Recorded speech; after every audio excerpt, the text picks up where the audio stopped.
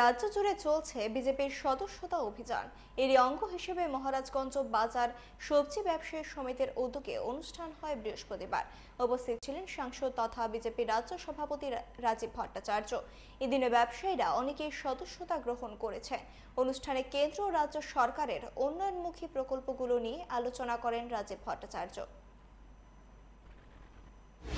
2018 থেকে ভারতীয় জনতা পার্টি সরকার, এই ডাবল ইঞ্জিনের সরকার, এই রাজ্যের উন্নয়নের জন্য যে কাজগুলি করেছে তার নিরিখে দাঁড়িয়ে আমরা আমাদের মেম্বারশিপ হব, সেই সংকল্প নিয়ে আমাদের কাজ করতে হবে। কারণ 2014 সালে দেশের প্রধানমন্ত্রী নরেন্দ্র মোদীজি হওয়ার পর আমরা ত্রিপুরা রাজ্যের প্রথম যেটা আমরা পেয়েছি সেটা হলো রেল কানেক্টিভিটি।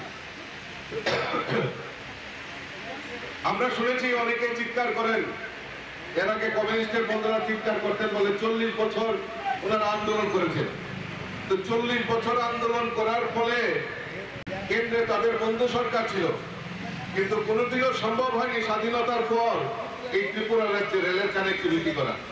মোদীজি 2014 সালে দেশের প্রধানমন্ত্রী হয়েছেন, আর 2016 সালের মধ্যে আগরতলা নয়, সাবরুম পর্যন্ত রেলের কানেক্টিভিটি হয়ে গেছে, যেটা কারোর দ্বারা সম্ভব নয়। মাত্র 2 বছরের মধ্যে সেটা করে দেখিয়েছেন আমাদের দেশের প্রধানমন্ত্রী নরেন্দ্র মোদীজি।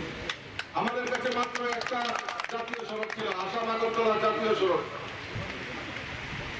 আসাম আগরতলা জাতীয় সড়ক আজকে আমরা মোদীজির কল্যাণে 9টি ন্যাশনাল হাইওয়ে পেয়েছি। 6টা ন্যাশনাল হাইওয়ে অলরেডি কাজ হয়ে গেছে।